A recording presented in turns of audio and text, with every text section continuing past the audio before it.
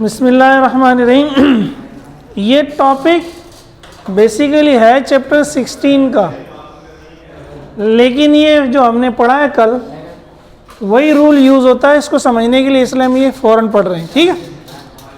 Galvanometer, अगर आपको याद हो चैप्टर 11 तो हमने पढ़ा था थर्मोमीटर। थर्मोमीटर क्या करता है? टेम्परेचर को मेजर करता है। तो मीटर जिस लफ्ज़ के आखिर में आ जाए वो एक इंस्ट्रूमेंट होता है, मेजरमेंट का, पैमाइश का आला होता है। थर्मोमीटर क्या था? It is used to measure temperature. अब टेम्परेचर हम कैसे मेजर करते थे? याद है? में नज़र तो नहीं आता था, तो हम किसी चीज़ का वॉल्यूम देखते थे, वॉल्यूम बढ़ गया तो टेम्परेचर बढ़ गया, वॉल्यूम कम हो गया तो टेम्परेचर, उससे हम मेजर कर लेते थे टेम्परेचर। नॉर्मली मरकरी रखते हैं या अल्कोहल रखते हैं। तो गैल्वानोमीटर होता क्या है? ये क्वेश्चन मैंने पहले लिख दिया। बहरहाल गैल्वानोमीटर की 4 डेफिनेशन लिख लें। It is a device used to measure और detect small amount of current. Galvanometer, सिर्फ गैल्वानोमीटर क्या होता है?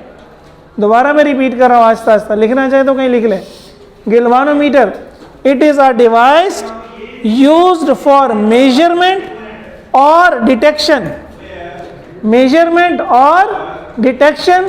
of small amounts of current.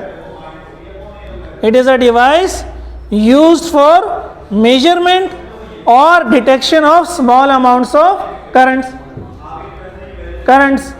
तो करंट मेजरिंग का आला है। सुन ले पहले मेरी बात। अब इसकी बहुत सारी टाइप्स हैं, इसकी बहुत सारी। एक टाइप है मूविंग कॉइल गैल्वानोमीटर, वो हम पढ़ रहे हैं। ठीक है ना। जैसे इंसानों की बहुत सारी किस्में, अच्छा इंसान, बुरा इंसान, रहमदिल इंसान, जालिम इंसान, सखी इंसान, कंजूस इंसान, चमड़ी जाए दबड़ी ना जाए। तो इस तरह गैल्वानोमीटर की बहुत सारी टाइप्स है। अभी हम क्या पढ़ रहे हैं? Moving coil galvanometer. ठीक है। अब मूविंग कॉइल गैल्वानोमीटर का अक्सर क्वेश्चन आता है 7 नंबर का। इसकी कंस्ट्रक्शन भी बताएं और इसकी वर्किंग भी बताएं और इसका एक फार्मूला है वो निकालें। बेसिकली वो फार्मूले से निकलेगा कि करंट डिफ्लेक्शन के डायरेक्टली प्रोपोर्शनल है। अभी हम पढ़ लेते हैं। क्वेश्चन मैंने पूरा लिखा हुआ है। Describe the construction and working of a moving coil galvanometer with the help of a diagram. Show that the current is proportional to deflection. ठीक है। अब जिस तरह थर्मोमीटर बनाने के लिए हमने क्या किया था? एक गिलास ट्यूब ली थी, उसके अंदर क्या किया था? मरकरी डाली थी या कलर्ड अल्कोहल डाला था, उसकी मार्किंग की थी, तो ये बना था ना पूरा थर्मोमीटर। अब गैल्वानोमीटर बनाने के लिए क्या क्या चाहिए हमें? मूविंग कॉइल गैल्वानोमीटर बनाने के लिए तो ये उसके वो कंपोनेंट्स हैं। Moving coil galvanometer consist of number 1 concave pole magnet, एक ऐसा मैग्नेट जिसके पोल्स कनकेव हो, यूं हो, इस शेप में हो। ये नॉर्थ पोल है, ये साउथ पोल है। ठीक है भाई, ये कनकेव पोल्स हैं। ये रहे, ये नॉर्थ पोल है, ये तो फील्ड होगी नॉर्थ टू साउथ। ठीक है। सेकेंड चीज है रेक्टेंगुलर कॉइल, जो कल हमने पढ़ा था। एक कॉइल है किस शेप में? रेक्टेंगुलर शेप में, और इसके बहुत सारे टर्न्स हैं। इसके बहुत सारे क्या हैं? ये वो कॉइल है, सी इसको नाम दे दिया। ठीक है। आगे सॉफ्ट आयरन सिलेंडर डी, इसके अंदर एक सिलेंडर है डी, मार्कर की शेप का। सही है। बेसिकली उस सिलेंडर के ऊपर कॉइल चढ़ी हुई है। ये सिलेंडर है, ठीक है। ये कॉइल को यूं चढ़ा है इसके ऊपर, एक टर्न, दूसरा टर्न, तीसरा टर्न, या तो टर्न बना के उसके ऊपर फिक्स कर दिया, एक ही बात है। सही है। हमने कॉइल बनाई रेक्टेंगल शेप की और ऐसा बनाया कि वो इसके बराबर है, उसके इसके ऊपर लगे क्या कर दिया? फिक्स कर दिया। तो डी के ऊपर कॉइल चढ़ी हुई है। कॉइल जो है वो सिलेंडर डी के ऊपर चढ़ी हुई है। वो सिलेंडर हमने पूरा ड्रॉ नहीं किया वरना डायग्राम फिर सही नहीं बनती। ठीक है। अच्छा, आगे क्या है? Suspension wire F. ये जो एफ वायर है लटकाने के लिए कॉइल को, इस तरह पंखे को लटकाने के लिए रॉड है। और 5वें नंबर पे स्पाइरल वायर ई, नीचे से कॉइल को लटकाने के लिए एक स्पाइरल ले लिया। बाद में दोनों जगह स्पायरल होता है, ऊपर भी नीचे भी। हमारी बुक वाले ने कहा ऊपर वायर है नीचे स्पायरल है, ठीक है। और पॉइंटर है और स्केल है, उस पर हमारी रीडिंग आएगी।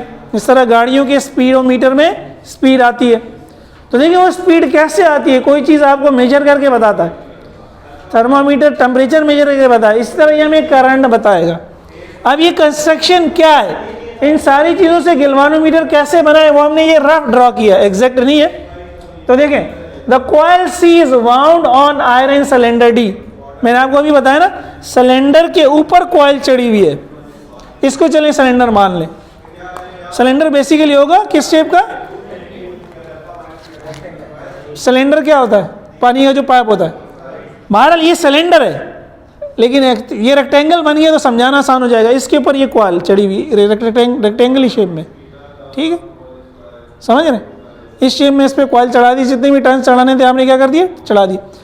तो सिलेंडर के ऊपर कॉइल है, इसीलिए डी को अंदर शो किया हुआ है, सी को बाहर शो किया हुआ है। It is suspended with suspension wire F and spiral E. Suspension F और ई की मदद से इसको क्या कर दिया है, लटका दिया गया। ये समझे छत है गैल्वानोमीटर की और ये गैल्वानोमीटर का फर्श है। तो ऊपर भी एक सपोर्ट दे दी, नीचे भी एक सपोर्ट दे दी, between the poles of the magnet, magnet के पोल्स के दरमियान। कॉइल मैग्नेटिक पोल्स के, क्योंकि मैग्नेटिक फील्ड के अंदर कॉइल होगी, उसमें से करंट गुजरेगा, तब वो क्या होगी, रोटेट होगी। उसी रोटेशन से हम मेजर करेंगे, ठीक है। अच्छा, other end of E and F are attached to the frame of galvanometer. ये ई और एफ दोनों का एक एक सिरा तो कॉइल से जुड़ा हुआ है, दूसरा सिरा जो है ई का और एफ का वो कहाँ जुड़ा हुआ है, गैल्वानोमीटर का फ्रेम। ये गैल्वानोमीटर का फ्रेम है, गैल्वानोमीटर की बॉडी, यानी कि गैल्वानोमीटर की बॉडी, किसी भी चीज़ की जो बॉडी है उसका क्या कहलाता है, फ्रेम कहलाता है। आप बॉडी लिख सकते हैं फ्रेम की जगह, ठीक है। अब करंट आएगा कैसे, तो इसके लिए एक तार अगेन एफ से जोड़ दी, दूसरी तार कहाँ से जोड़ दी, ई से। ये तारें बाहर निकल गई, ठीक है, जो करंट आपको देंगी। नॉर्मली गैल्वानोमीटर के ऊपर दो यूं करके समझे छोटे छोटे सुराख से बने होते हैं, उसमें आप तार लगा देते हैं तो करंट चला जाता है बाहर। Two external wires connected to E and F act as current leads. या टू एक्सटर्नल तो नहीं होगा, टू वायर्स, एक्सटर्नल तो बाहर से मुराद हो जाएगी। Two wires connected to E and F, ये हमने दो तारें एक ई से जोड़ दी, एक एफ से जोड़ दी। तो जो जहां हमने करंट मेजर करना होगा, एक हम यहाँ लगा देंगे सिरा, दूसरा यहाँ लगा देंगे, तो इसमें से करंट क्या होगा, पास हो जाएगा। सही है ना। जिस तरह पंखे को चलाने के लिए आप दो तारें ले लेते हैं ना, तो करंट पंखे में से गुजर जाता है। जहाँ का भी हमें करंट लेना है वहाँ से दो तारें उठा के क्या करेंगे, यहाँ जोड़ देंगे एक, तो करंट इसमें से आया, इस सी में से गुजरा, सी में से गुजरने के बाद हमारी पूरी, यानी सी में से कॉइल में से गुजरा, इसमें से गुजरा, यहाँ से क्या हो गया, वापस चला गया। ये करंट का समझे अगर पाथ हमें ज़ूम करना, यहाँ से दाखिल करना चाहेंगे तो फिर यूँ हो जाएगा, वहाँ से भी आ सकता है करंट, यहाँ से भी आ सकता है। ये समझ में आ गया सबको, ये इसकी कंस्ट्रक्शन होगी। अब ये काम कैसे करेगा, कैसे करंट मेजर करेगा, थोड़ा सा इसको समझ लेते हैं, अगर कोई प्रॉब्लम है तो पूछ लें। ये डायग्राम की हेडिंग डाल के लिख लेना, ठीक है।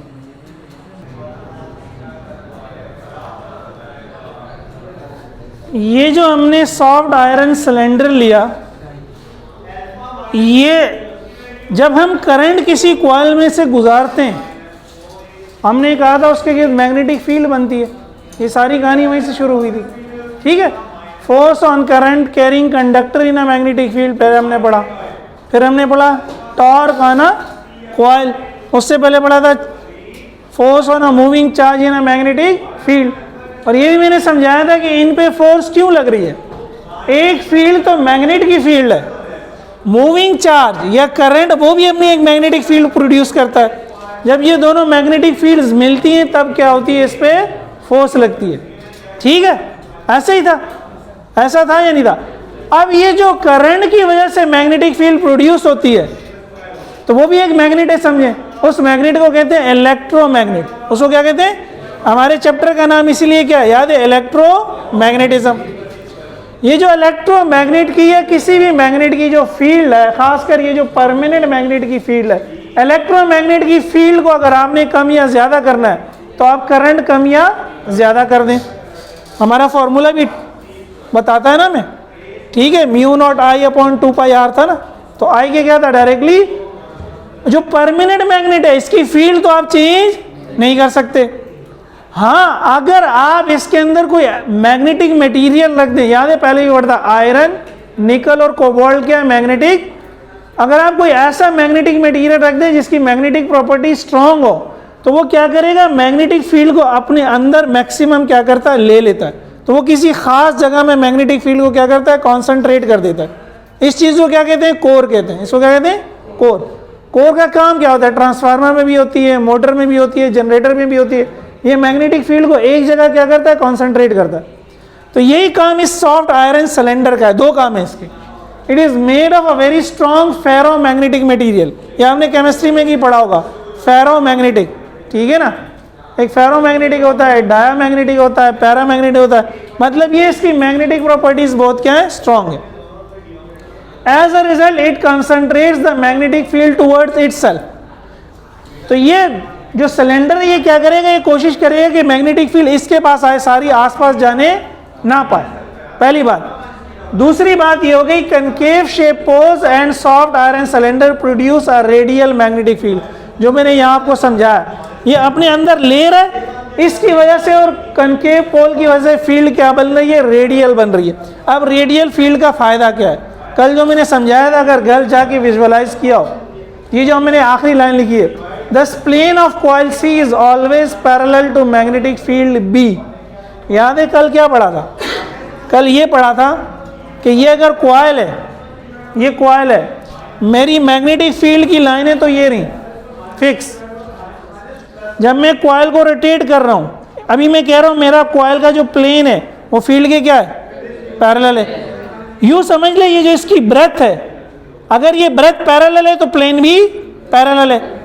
अगर ये मुड़ जाएगा, ब्रेथ भी मुड़ गई तो प्लेन भी मुड़ गया। तो ये मुड़ गया था, इसलिए हमने कहा था अभी हमें क्या करना पड़ेगा, फोर्सेस के तरह। फोर्स तो हमेशा परपेंडिकुलर ही है, हमने ये वाला कंपोनेंट निकाला था वो जो फील्ड की डायरेक्शन में था। लेकिन अगर देखें जब ये कॉइल मुड़े और फील्ड भी मुड़ जाए तो फिर क्या होगा, फिर तो प्लेन हमेशा इसके क्या है, पैरेलल है। देखिए फील्ड ये रही, कल क्या था, फील्ड अपनी जगह पे, कॉइल मुड़ रही है, तब एंगल बन रहा है।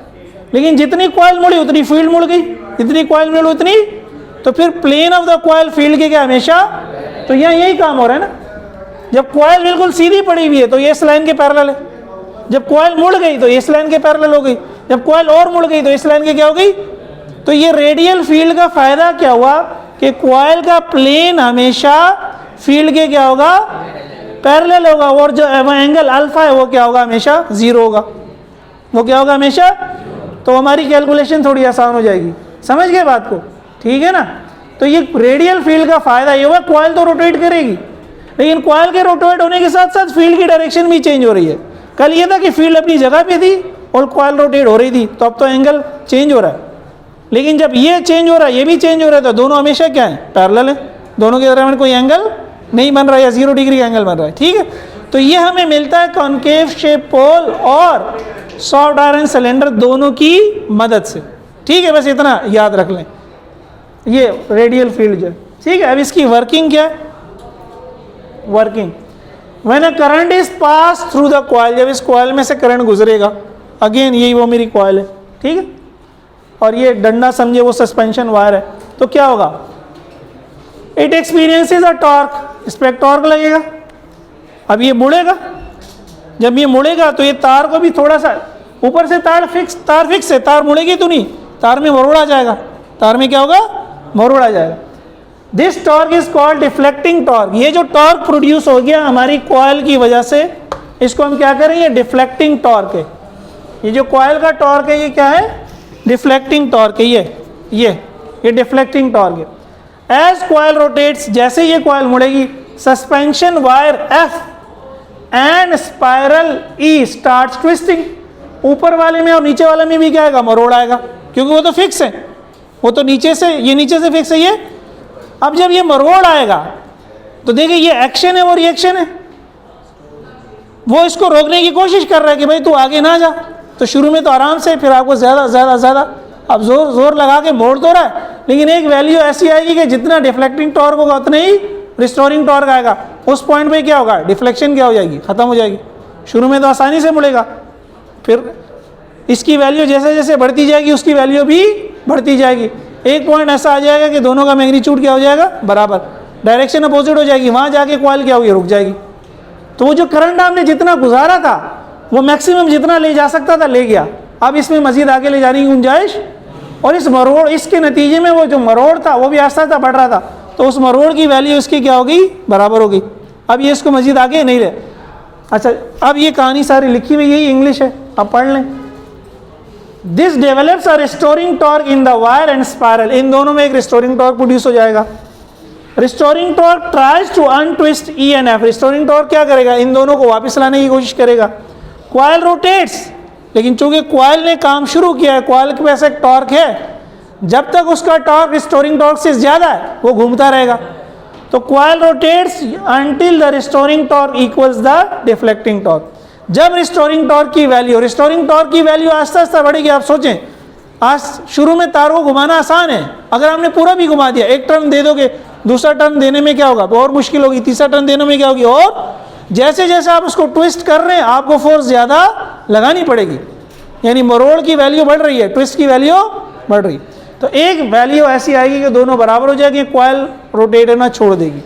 अब जब आपने करंट हटाया, अब जब कॉइल रोटेट हो रही है, कॉइल के साथ ये पॉइंटर है, पॉइंटर भी मूव हो जाएगा, पॉइंटर भी कम मूव हुआ है तो पॉइंटर भी कम मूव होगा।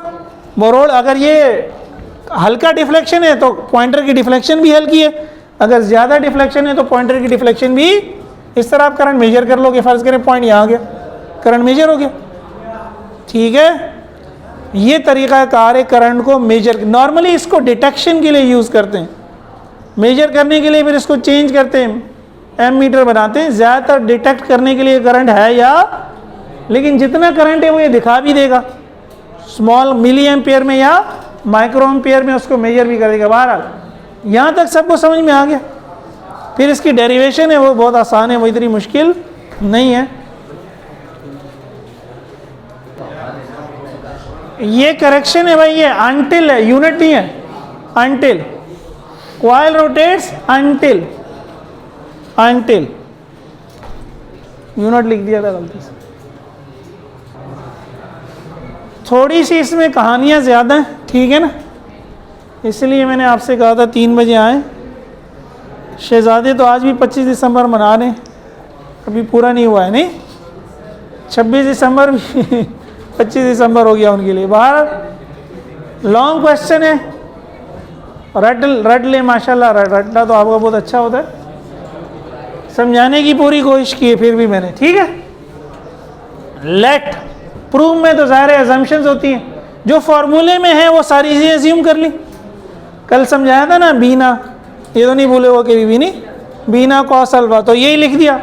बी क्या है, मैग्नेटिक फील्ड, आई क्या है, करंट टू बी मेजर्ड, जो करंट हम मेजर कर रहे हैं वो अब यहाँ इंटर होगा, ठीक है ना, वो आई है। एन क्या है, नंबर ऑफ टर्न्स। ए क्या है, area of the coil. Alpha क्या है, angle between field and plane of the. Description में हमने लिख दिया, ये हमेशा क्या रहेगा इस केस में, 0, रेडियल फील्ड की वजह से। किसकी वजह से, रेडियल फील्ड की वजह से। डिफ्लेक्शन टॉर्क क्या हो जाएगा, बीना कॉस अल्फा, अल्फा की जगह 0 कॉस 0 1, तो हमारा टॉर्क ऑफ डिफ्लेक्शन आ गया बीना, ठीक है। तो अम्मी के सामने पढ़ोगे, अम्मा कहेगी क्या बीना बीना कर रहा है भाई शादी करनी है क्या बीना से है, शादी करनी है बीना से, करनी है, चलो।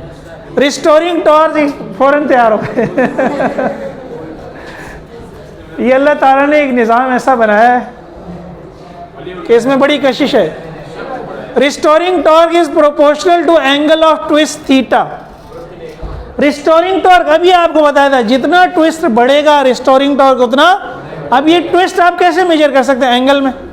कोई चीज़ रोटेट होती है तो एंगल बनाती है ना, कितने डिग्री रोटेट हुआ, जितना ज़्यादा रोटेट होगा ट्विस्ट उतना ही क्या होगा, ज़्यादा होगा।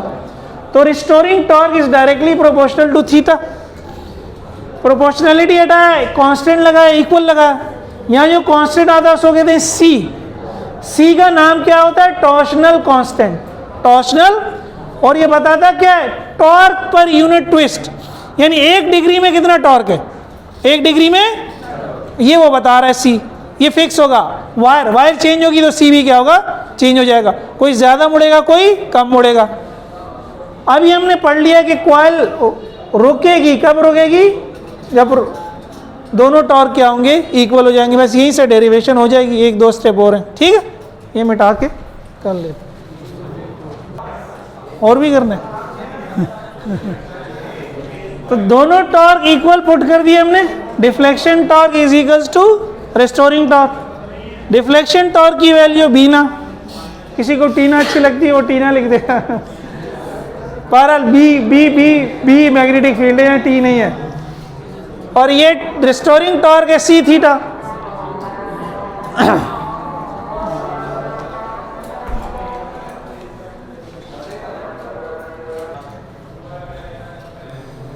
आई को हमने यहीं पर रहने दिया, बी एन ए को इधर ले आए। सी जो है ये कांस्टेंट है। जब हमने गैल्वानोमीटर बना दिया, उसमें परमानेंट मैग्नेट रख दिया है, उसकी फील्ड भी फिक्स हो गई बी। हमने कॉइल एक लपेट दी, उस कॉइल का एरिया फिक्स हो गया, नंबर ऑफ टर्न्स भी क्या हो गए, ये 1 2 3 चारों चीजें कांस्टेंट हो गई। वो जो वायर आपने लिया वो भी आप चेंज नहीं कर सकते, उसके लिए सी फिक्स हो गया। मैग्नेट ले लिया, मैग्नेट लगा दिया, वो भी चेंज नहीं हो सकता। कॉइल ले ली, कॉइल के नंबर ऑफ टर्न्स और एरिया, जितने टर्न्स चढ़ाने थे आपने चढ़ा के लगा दी। अब उसका जो एरिया है, लंबाई ज़रब चौड़ाई, वो भी आप चेंज निकाल के दूसरा लगाएंगे तो होगा ना। आपने बॉडी में फिक्स कर दिया, अब तो वही है। तो ये 4 चीज़ें कांस्टेंट है, ये चारों कांस्टेंट मिलके एक नया कांस्टेंट बना देंगे। इक्वल और कांस्टेंट को हटाएंगे तो क्या आ जाएगा, प्रोपोर्शनल। तो current is directly proportional to deflection. जितना करंट ज्यादा होगा डिफ्लेक्शन उतना ही, the more the current the more the torque, the more the torque more the deflection, the more the deflection more is the movement of the pointer. Current ज्यादा होगा तो pointer भी ज्यादा आगे चला जाएगा, करंट मेजर हो जाएगा। तो करंट मेजर करने का ये एक तरीका हो गया। नॉर्मली मैंने बताया small amount of current, milliampere या माइक्रो एम्पियर। बड़ा करंट मेजर करना हो तो उसके लिए एमीटर बनाते हैं। अभी अगली क्लास में हम देखेंगे, इसके बाद वही पढ़ लें या चैप्टर 14 पे वापस आएँ। तो मेरे ख्याल में इससे रिलेटेड टॉपिक पहले पढ़ लें सारे, जब ये पढ़ लिया है फिर 14 पे वापस आएंगे। इसमें एक चीज़ और भी है, सेंसिटिविटी। लेकिन अब टाइम ऊपर हो चुका है। नेक्स्ट लेक्चर में ये पढ़ के आइएगा, वीडियो लेक्चर सुन के आइएगा तो बहुत फ़ायदा होगा।